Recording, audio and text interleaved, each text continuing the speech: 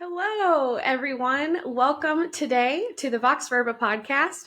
We are really excited about today's episode. I'm your host, Andrea Allen. Here, we are passionate about diving into the stories behind the powerhouses of today's business world. We believe in lifting up the stories of the real humans that drive the engines of modern industry, and today is no exception. Today, I am very excited to invite and have Jason Rhoads here with us. Welcome, Jason. I'm going to introduce him a bit. Jason is a high impact marketing executive known in the manufacturing sector for his approach to sales and customer growth. He serves as the marketing director at Whiting Systems, and he has clients spanning across the nation in various industries. Jason is based out of Birmingham, Alabama, and he has become synonymous with solution-oriented selling and fostering strong relationships. Jason led Whiting Systems to a prestigious industry award, like being named one of the top 10 industry products to be released in his industry. We are thrilled to discuss Jason's award-winning strategies today. Welcome, Jason. Thank you, Andrea. I certainly do appreciate being on. It's an honor and love talking exactly about what we're unpacking here, and that's people and people in regards to the different places we work. I'm excited to chat too. Jason, to start, let's begin with a snapshot. Could you share a brief introduction about yourself and your role at Whiting and the role Whiting plays in the market? Certainly. Yeah, I started out after college working with Randall Riley Publications and worked in the trucking industry covering Commercial Carrier Journal magazine, Truck Parts and Service magazine, and Overdrive magazine. And throughout that career of almost 16 years, there was a lot of reading. All of those were monthly publications, so it was ingrained in me to become a subject matter expert, not only on how to deliver advertising, but also what was going on within the trucking and transportation industry. That's incredible. I happen to also have a background in a similar industry where I had a lot of exposure to Overdrive. So we didn't know each other then, but we were reading the same things in the same circles. Right, right. Could you share a bit with me about the role that Whiting? So we support the trucking and transportation transit market, which if not a lot of people know, that is everything that is in your house. So if you look around, everything is brought by truck. Final delivery is by a vehicle. So that is a vast industry.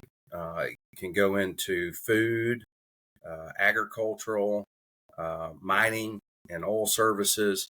But everything comes by truck, and so that is our key industry that we play in is trucking and transit. Okay, thank you.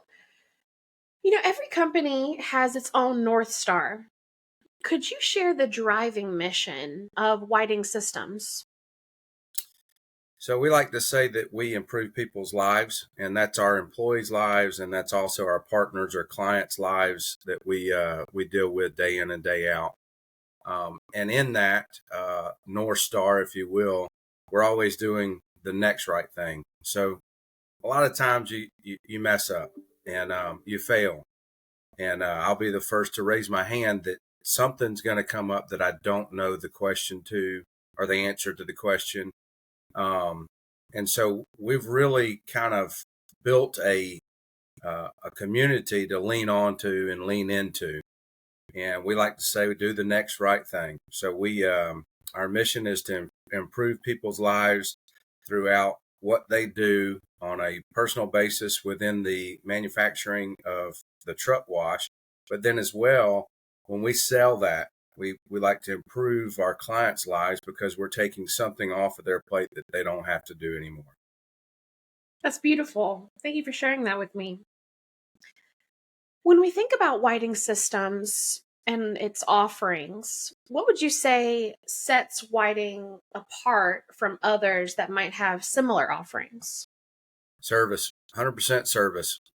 we work in a very hard, harsh environment with chemicals that break down all kinds of different elements within that truck wash bay or train wash bay.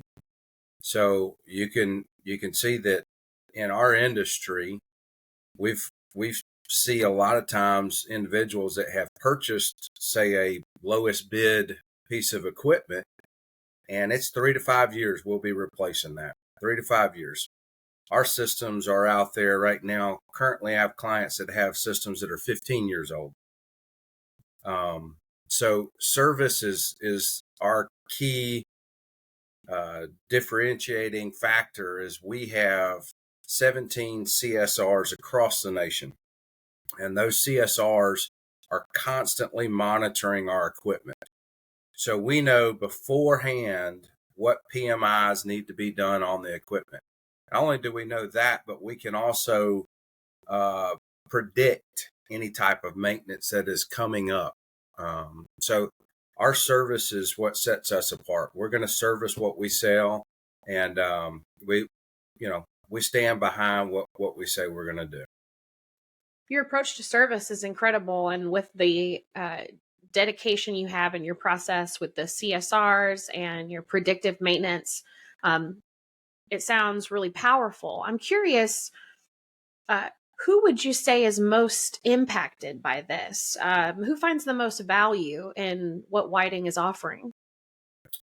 So if you're talking about our typical clientele, we start with a fleet maintenance manager. That fleet maintenance manager also probably has a tier up that's an asset manager that oversees assets within the company. And then when we're dealing with the largest retailers in North America, we're dealing with a CFO, a CEO, because they're not putting in one system, they're putting in hundreds of systems. 4,800 tractors with one of the largest national retailers. They're washing, that tractor twice a week, and they've got locations all over the globe. So that is a meeting that is typically several sets of meetings. How are we going to wash them? When are we going to wash them? Who's going to be, in there overseeing some of the washes? So the impact is to our clientele. Internally, I would say that marketing's impact is for sales. So my impact for the internal group is typically with strategic management. I work with the managers and best see how to measure and monitor what's going on day to day, and then bring in those lead sources for sales. Okay. When we think about who Whiting works with, and we think about the specific or the primary services and products that Whiting offers, could you share what people most often come to Whiting for? Most often, they're coming for a autonomous truck or trailer wash system. So that's a specifically smart system that sees the vehicle and is washing the vehicle as the vehicle is either in a still mode, or we do offer drive-through opportunities as well. Okay. And along the way, as companies evolve, industries change, and you see what the market is asking of you, you may develop secondary products or services. Are there any secondary products or services that Whiting is known for or that stand out in your mind? Most certainly. Every, if you will, subsidiary part of our company that supports the main focus, for example, chemical. Our chemical department is 100% EPA approved. We blend our own chemicals. So we like to say that we've got something for everybody. My wife uses some of our chemicals on cleaning the carpets. We've got DIY guys that are always either detailing cars that use our different chemicals, but primarily it's the truck wash, right? And so throughout time, as the truck washes become smarter, and for example, smart brush technology, which is trademarked. That is our patented, if you will, trademarked technology. That works basically by seeing the vehicle and letting those brushes brush the vehicle, right? Create that agitation without tearing anything up on the vehicle. So smart brush technology was developed throughout the 50 years that we've been in business. As well, we do an internal autonomous trailer washout. And if you can just envision a go-kart, if you will, that goes through the inside of the trailer and completely washes from the sidewalls to the roof, to the back door, to the floor, everything. And then on the last pass, sanitizes, disinfects that trailer. And you may say, well, wow, I didn't even know that, existed. A lot of people don't understand what all goes into keeping a fleet clean. But that's a primary important factor for a lot of refrigerated transportation companies. Dot Food, McKee Foods, McLean Food, Cisco. That the Food Modernization Safety Act requires those guys to, one, wash down the inside of the trailer when it's carrying certain foods. And that's important to you and I, Andrea, because we're consumers of that all the time. So this secondary product is in addition to chemical development. This internal washout product is a response to the market's needs for food and safety, but also to this legislation. Right. I mean, it's purely out of necessity. The old way of doing it is putting your labor inside the trailer, right, which is a hazardous area. As we all know, labor is hard to find, and good labor is even harder to find. So you're putting someone inside of a trailer. It's dark typically in there, and they're with a wand, with a two-step process. They're spraying out debris, and then and that water has to be 160 degrees. And then they're putting on a chemical that's inside there while they're inside the actual trailer. That's the old way. The new way is autonomous. One, it's documented, so they have all the data right there at their fingertips. So the health and safety regulator, when they're audited for different foods that are coming in and out of trailers, they have the data showing that tractor has been sanitized and disinfected up to the Food Modernization Safety Act standards. That's important. Loss of load. I just recently was in a meeting, and one of our clients that now is implementing this autonomous internal trailer washout system, they last year in 2022 had a little over $275,000 worth of loss of load. Now that's insurable. So transportation companies insure loads, but your insurance rates go up, right, when you claim a loss of load. So these are perishable food items, typically under refrigerated type of care, and they're kept at a certain climate, and that it's very important to make sure that you're cleaning thoroughly all of that trailer. So it is being looked at for recommended practices through the Technology Maintenance Council, TMC. That's ATA's Division of Maintenance and Technology. They not only have study groups, but they have task force that come back. These are the best brains in the world, if you will, the best of subject matter experts in their field. So they know what works and what doesn't work.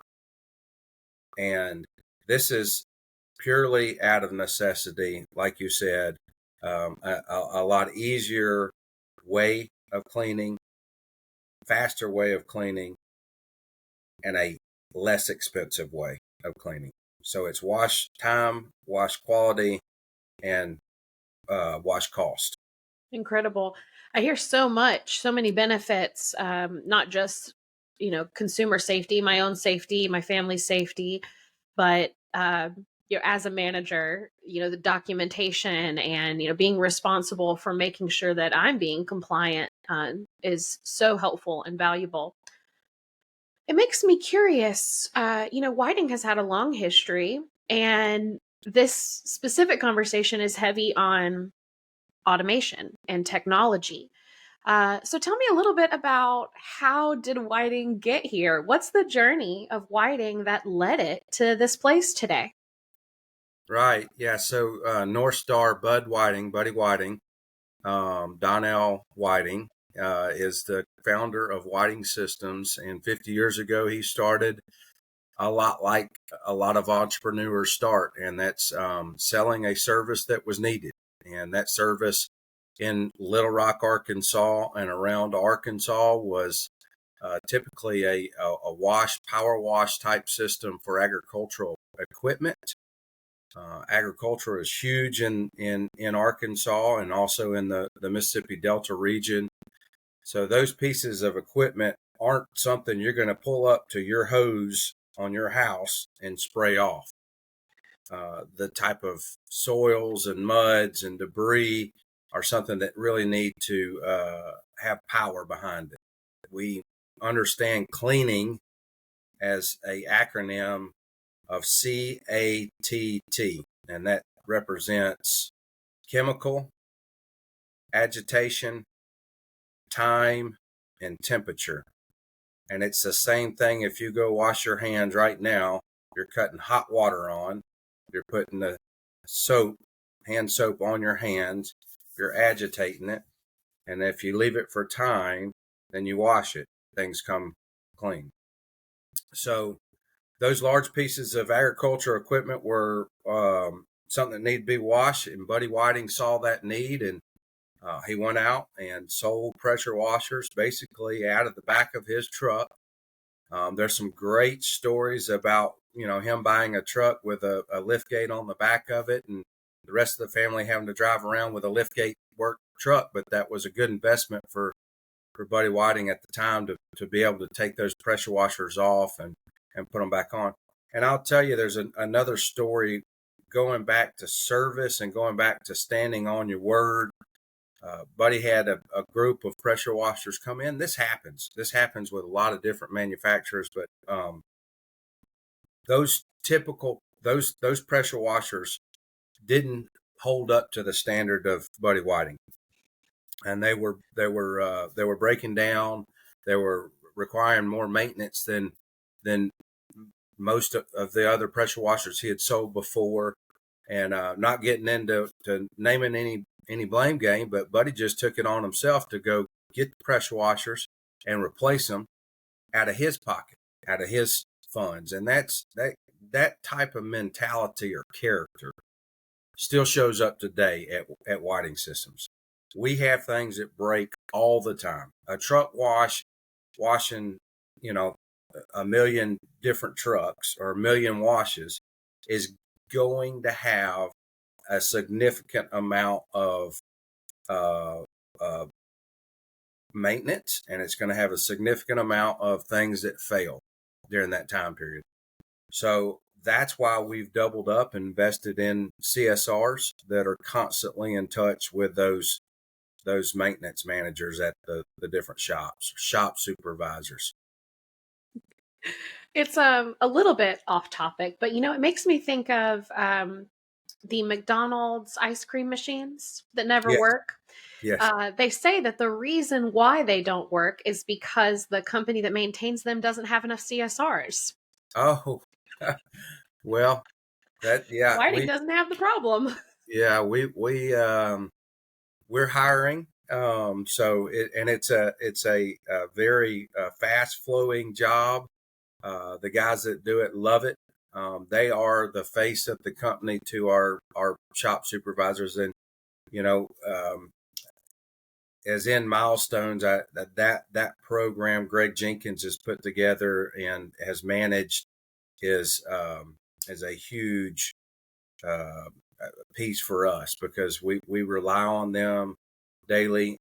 It also sells more truck washes. And I'll explain that.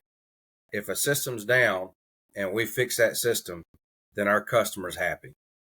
And again, going back to the biggest differentiating factor between us and everybody else is that we're going to get out there and we're going to fix that piece of equipment, right? And you're going to know when we show up, what we're going to do to it, how much it's going to cost. You understand that at the beginning of the sales process, and you understand that when those things happen, because we're the subject matter experts on truck washes. Typically, our shop supervisors are more subject matter experts on fleet equipment, keeping the belts and the hoses and the tires in balance. So we kind of hold hands through that process. That's a long journey, but at the core of the journey is service. So even when you get into technology, automation, and these forward thinking, industry pushing products, the basis of that comes from the beginnings. And so that's really beautiful to hear. Thank you for sharing that. You mentioned a milestone related to Greg Jenkins and building out the CSR program. I'm curious about other milestones, one for you personally at Whiting, but also just Whiting milestones that you might be proud of. What comes to mind when I say that? Well, marketing has milestones that are every single week. I mean, it's it's up on my whiteboard right here, but as a company, milestone 50 years is going to be a huge milestone. We have well over, I think it's 1,200 different machines out there that are specifically truck wash autonomous machines. Our chemical department, there's so many different milestones for whiting systems. Recently this year, we're in our second generation of ownership. Russ Whiting and Jimmy Servilio owns the company now from Bud, who is still taking kind of a chairman role, but is able to do a lot of things that he loves, a lot of his hobbies. So a lot of milestones, a CSR program, huge. We are small enough, quaint enough, and agile enough to create and this is really true because I've worked at larger companies, but we can create a task derivative milestone and hit that milestone within a year. So that's that's neat to work at a company that just says, well, how do we get it done, right? And just kind of task that out and work through it. Marketing wise, you mentioned it at the beginning. Heavy duty trucking recently put us as a top product of the year. So that was the autonomous internal trailer washout, the smart washout system. So that is a huge milestone for us. Here recently at the International Food Distribution Association meeting, we had a 20 by 20 booth, and that takes a lot. This, Andrea, being in marketing, but the pre and post show is what's what is really important. So we task that out, and there's a lot of moving parts to get equipment into a city, get it into the exposition hall, work with drayage, work with the floor coverings to the drapery to whatever you're putting out there. So that milestone was huge. That it showed us that there was 4 guys down there, and those 4 guys took ownership in the show. And as a marketing director, I've seen shows worked improperly, and I've seen shows that are worked properly. And this was a show that we really stood out, not only from the show standpoint, but post-show follow-up. Our sales guys did an excellent job there. You mentioned that, and I totally agree, that event, the whole kind of campaigning or planning around events can be challenging. It has its own difficulties. And so therefore it's so rewarding when it goes well. When you face these challenging times at Whiting or in your role in marketing, what are some things that act as an anchor for you, either for yourself personally or your team or for Whiting as a whole when it goes through something difficult? What anchors Whiting? We have a newsletter that speaks specifically to this, and it's a great question for anybody, in their day-to-day responsibilities. So when things don't go your way, or when you don't have the answers to questions, or maybe you've done something that is a mess up, right? I mean, you've put a wrong marketing message out there, or you've sent a piece of equipment out, a truck wash, a piece of equipment that has a faulty pump on it. That happens. Okay. And so what we like to say is do the next right thing. So it's not, we're not always going to be able to do the right thing every time. This is kind of more on my perspective, but I love the factor of grace.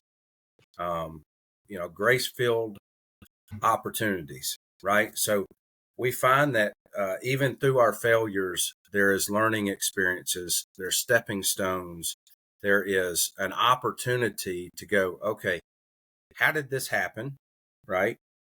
Let's look back on it. And this is one really big topic with Whiting, and I love it, is we're not going to go through and go, okay, that's your fault. That's your department. And that's your why did that happen? It's more like, what can we do as a team to come together and really show off through this mishap?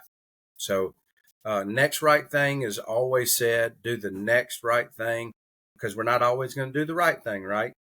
And understand that raise your hand, because you're going to mess up. You're not going to be perfect. And even in my younger career, dating back all the way when I was in college working at a radio station, I remember trying to act like I knew everything, and it just doesn't work. The more questions you ask, the more learning mentality you have. It seems to flow better, right? So do the next right thing, and know that grace is abound. One thing I love is when I'm working and I'm able to pick up something to take home to my children. Do the next right thing is a big one. So thank you for sharing that. But also, there's something about the word grace that always gets me, especially in a work environment. And so I think the phrase you said was grace-filled opportunities. And that's beautiful as a company culture and as a personal philosophy. So thank you for sharing that. You're welcome.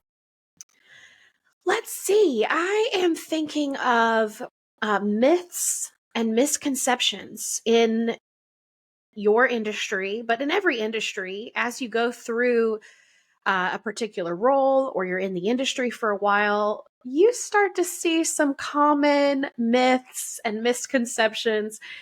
Is there anything regarding that in your industry or Whiting that you'd like to clarify or set the record straight for? ATA just recently had a piece on this, but our drivers in the transportation industry are our biggest asset, and we protect the drivers with a clean truck, right? If someone's out there listening to this podcast and they're down the road, hopefully they'll notice now after this podcast that truck's been washed and that truck hasn't. Typically, the ones that aren't washed are the ones that are in federal violation, and typically they're the one that is pulled over. So, misconception on wash, we don't have to wash. Wow. Yeah, I we just don't learned have. something. Well, oh yeah. I mean, it's they call it the hot zone or line of sight, and it's basically right at the wheels and tires up halfway from the trailer. And you'll notice it. I mean, especially with winter coming, you're going to see trucks that don't just travel in Alabama, don't just travel in Arkansas or Georgia. They travel from Michigan and Minnesota and South Dakota, and those trucks are filthy. I mean, you can see the dirt debris, the snow, the buildup, and so the misconceptions. Let's talk about that. I don't have to wash. Why would I? Why would I wash? Why would I spend money to wash a truck? Well, I dive deeper into what does your remarketing program look like? How are you selling that used truck? How much are you losing on that sale when you go to sell it and it hasn't been through a wash process? Misconception, kind of two is, well, it's too expensive to wash. Our average cost of a wash is between $5 and $10. $5 and $10, and Wow. that's with a fleet of over 100 so trucks that is washing weekly. We 100%, you're going to gain at least 20% of what you're spending in maintenance back with a wash program. Right, so it's a 20% reduction of cost in your maintenance department. You're like, well, what do you mean by that? Well, how do you do that? Well, your air and electrical hoses, they're not going to corrode as fast, so they're not going out as fast. Your wheel end products, your brakes, your brake pads, your shoes, those aren't going to be rusting as fast. Okay, so they're not corroding as fast. Overall, the vehicle, it is going to be a better looking vehicle when you go to resell it. So that's kind of one of the misconceptions is I don't need to wash. I can just take a power washer out there, and we've got guys that the industry doesn't know that. Some of them don't understand that there is an autonomous wash process. So it's been marketing's job to tell the story, Because this is so new. It's rather new. I mean, a lot of people think, well, that's for the Walmarts and that's for the JB Hunts and the Snyders and the Knights. But we produce wash systems for companies that only have 200 trucks. Now their life cycle on their trucks 3 to 5 years, and their remarketing programs that they're involved in are capturing more dollars when they go to resell those trucks, and their maintenance departments aren't spending as much money on those trucks to maintain them. So there is a cost, if you will, to being dirty, or a cost of dirt. And that can be figuratively looked at. I mean, how many times are you being pulled over for a state highway inspection? Well, is that because your truck looks like, junk? Right? When you're going through weigh stations, how many times are you pulled off? Yeah, you can talk to all these highway state trooper officers, and they're trained. A dirty truck is going to be pulled over because it's dirty, and they're going to find different out of service points, right, to take that truck and send them over to the side. Well, you lose a load or you're out of service, that's time and money. Absolutely. And that's a way to take care of your drivers, right? Because drivers got to get the miles. That's right. Stay on the road. Incredible. Learning so much today. Thank you. You might have already spoken to this. We just talked about myths and misconceptions. I'm curious, are there common questions or concerns from customers that you didn't mention? Well, myths, and going back to myths, and this just kind of goes over what I see on social media as people kind of write in. Some of them will say, oh, it tore off this, it tore off that. With this smart brush technology, you're rarely going to see anything busted or broke. I mean, it just doesn't happen anymore. It did back in the 80s, yes. But our systems and the way that we're providing a brush that, has the technology to feel around the edges, right? To create that agitation. That just doesn't happen. It just doesn't happen anymore. As well as chemicals. They're, the old way of doing things is let's go as abrasive as we can to get some of this grease and dirt and grime and road debris off of the truck, and with the agitation, right, and with the water, right, and with the time, you're creating a better wash with a less abrasive chemical. I mean, we've got chemicals now, and we work with companies that have the highest green standards. So they're reclaiming water, right? They're using very green, sustainable chemicals. So they're recapturing water, using less water because they're using the right chemicals, and I mean, sustainability is huge in our industry, and a lot of the companies we work for, all right, have those standards, and we have to meet them. And we're literally the only company out there that can prove, okay, here is your cost on water, here's your cost on electricity. Our new HE high efficient system for certain fleets is absolutely dialed in for a $6 wash. As you're sharing, I'm thinking about for listeners, this is the third episode in a series dedicated to just manufacturers. And so this is the third conversation, and I've heard some trends, which I found really interesting. One is a lean towards technology and automation in their own unique ways, and two, sustainability. It's come up in every conversation, and so I just find it really interesting and compelling that Whiting is leading that. So, as we go a little deeper, I'm curious, what would you say is the singular strength of Whiting? I'm going to go back to service. Yeah, service is key. These systems are they're expensive, upfront cost, and when one fails, we put ourselves in the service shop supervisor's shoes, and you want that up and running, right? And so service is where we hang our hat on. We're going to service our equipment. Yeah, I've seen that from you guys consistently over the years. Thank you for sharing that with me. As we close our conversation today, Jason, is there anything that we may have missed that's important to cover? Well, let me just go back and share a story on that service. And this is, I find that stories kind of help. But last year we did a public transportation. It's a government show. It basically brings in a lot of your public transit companies.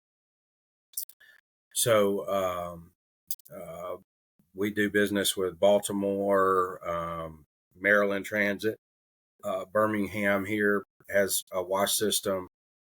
We watch the University of Alabama Crimson Tide Ride. They have one of our systems. But I had a public transit authority officer come in, and she was just had kind of circled us on a trade show. You've seen the people that come to your booth, and she wanted to talk to us. She was like, well, I need to talk to these people. And so she was out of Washington State, and her predecessor had purchased a piece of equipment, a wash piece of equipment that operated roughly 3 months. And this That's is hard. This is 3 years since that point, and so she is kind of coming into a mess, and they're, her supervisors, her bosses, her overhead, her management is looking at her to fix it, and she's telling me this, and we could basically see a trend, and so we've helped them. We've had to scrap the old piece of equipment and start out with a brand new one, but she's happy. The reason I tell you that, because it is the service part. It's the service. That same story came to us literally the next person that walked up to our booth at the public transit. It was like, I've got a system. The brushes are gone. I can't order new brushes. The company's out of business. Where do I get this? How do I get that? Can y'all service it? And so anybody that purchases anything, right, wants it to hold up to its standard, right? And so these pieces of equipment should be lasting you 7, 8, 9, 10, 11. If you're doing, preventive maintenance to them, you're operating them correctly, and you have a service agreement with it, right? These systems operated correctly should last you those years, not 3 years, not 5 years, not 3 months in this lady's. So that's a bad taste for the whole wash community, right? Not just that specific manufacturer. That puts a bad eye on us. Mm-hmm. Okay, so how do we dispel that myth? How do we go out to market and tell the story of, hey, here's what we're investing in? And that is, like you said, the technology to better understand when the system is going to need preventative maintenance. So we know that before the owners do. Mm-hmm. We see that information back at corporate. The CSR team, 17 of them all across the nation, right? We've got dealers across the globe that are actually servicing a lot of our South America, our European countries, and our European washes. But that's it. It's service. It's from the whole conversation, right, from the beginning to the end, and from Whiting's beginning to its current state, it's all about service. All about service. Thank you, Jason. I really appreciate your time and your insights today talking about Whiting. Whiting's brand is unique and valuable. And in the next part of our conversation, we will talk about what your story reveals in terms of Whiting's brand and see what resonates there for us. If you're listening today and you're interested in what Whiting has to offer, you can connect with Jason or the Whiting team at whitingsystems.com. And again, thank you so much for listening. Jason, thank you for being here with us today and being so open. I'm just really excited to see what is on the horizon for Whiting. Thank you, Miss Andrea. It's been an honor, and I appreciate the opportunity. All right. Thank you so much. Next episode.